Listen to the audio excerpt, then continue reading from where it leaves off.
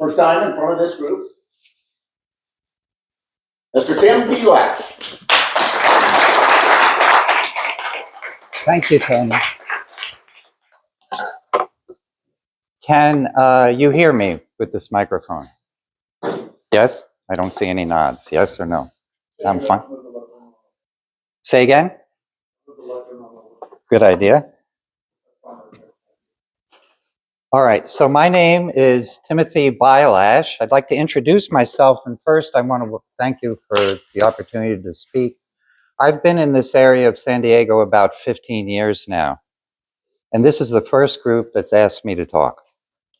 And last week, you may remember, I said something about growing up and not talking, and now I try to make up for it every opportunity I get. So you really don't need to know much about me, although I could tell you a lot of things. And the word I bring up is science. I am basically a scientist since about 7th grade.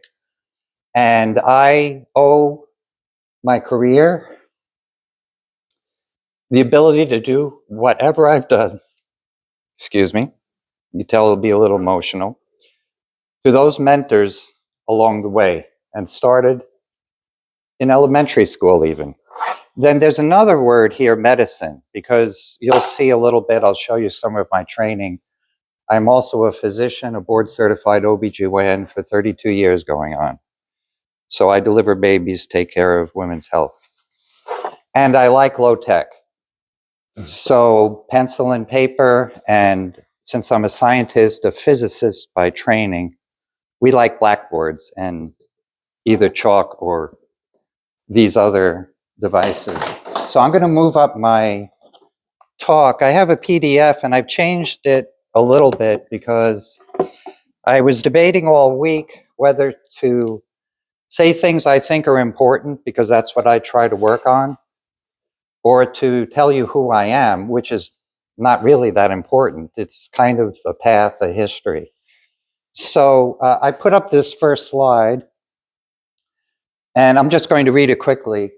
Dr. Timothy Bialash, MD, is a board-certified obstetrician gynecologist specializing in women's health care, expertly delivering babies and helping moms since 1985. Now, I said that, so you don't have to believe it, but he emphasizes patient function by integrating epigenetics, physiology, endocrinology, immunology, pharmacology, microbiology, nutrition, history, physical examination, and surgeries.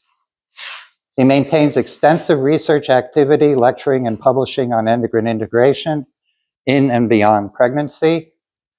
I might mention I have some videos on my medical website. He advocates healthcare funding and delivery that nurtures patients, physicians, and nurses, not marginalizes them. And I'm licensed as a physician. So I appreciate your attention to some of this, and I'm going to alter my talk a little bit.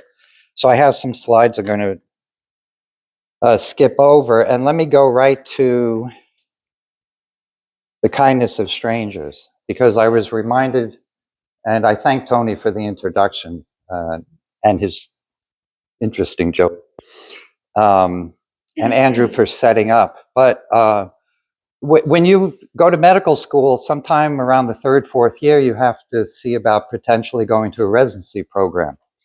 And I went to the University of Illinois, you'll see, in a double degree program with probably the sharpest people I've ever met. There was about 100 students that wanted to do research work, or maybe even law or history, going for their masters and PhDs, but they were becoming doctors also. And so I was up in Irvine doing what they call an externship in OBGYN. And I had to go for an interview in Colorado at the University of Colorado to see maybe I could get into that residency.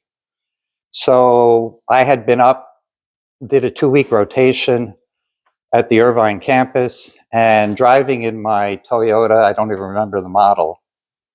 And I was tired, it was Sunday morning, and I'm driving through this long road in Utah. And it's about 40 miles between every exit. And my concentration was lost, and I started to go off the road. And they had these little posts to try to tell you to stay on the road. And they hit the side of the car. And I swerved back to the road and I was fine. But it punctured both left side tires. And I'm sitting on the road. You can't make this up. In the middle of nowhere on Sunday morning in Utah. I don't know anybody. Cell phones don't work out there. And so it's just before an exit, and this car drives by me. It was a minibus or a van. Drives by me, and I'm standing there. I don't know what to do. Next morning, I'm supposed to have this interview.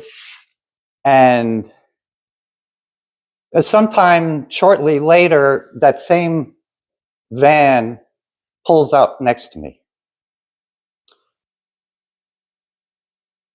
You can tell sometimes I get a little emotional. So a father and his two children get out of the truck and we talk.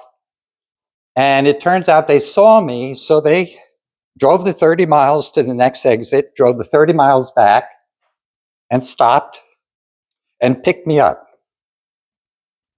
Brought me into town.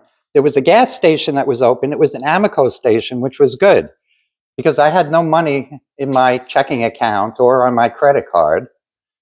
And so because I had the Amoco card, the gas station person got in the pickup truck, went out, towed the truck, put on new tires. I didn't pay a penny that day, but I promised. And I made it to the University of Colorado. And I had the interview. I wound up not going there. I went to Albany Medical Center in upstate New York. I'm from New York. And I don't know what would have happened. So my life is a series of kindnesses by strangers. And maybe I'll just start a little bit backwards because I tend to be a little ADHD. To mention, I have an MD from the University of Illinois. That was a double degree program, so I have a master's degree in physics. I did research there, published. My bachelor's of science was at the time, State University of New York at Albany. And so it would take me 8 minutes just to go through some of that. Now, what you could know about me comes from science, but I am my father, my legacy, my grandparents, and the people where they came from in Lviv, Ukraine. They will never give up, just as an aside. So Lviv is in the western part. It really wants to be westernized. You can see it's right on Poland. Russia's up here. And I honor my dad every day because he fought in World War II to try to deal with what's going on, in my opinion, right now. He had an 80% physical disability, came back. He had been a high school star and the pitcher on the high school team in Brooklyn and never gave up. 83 years, he died later. And my mom was, okay, we got to go. Well, you know everything you need to know about me, and I thank you. Thank you.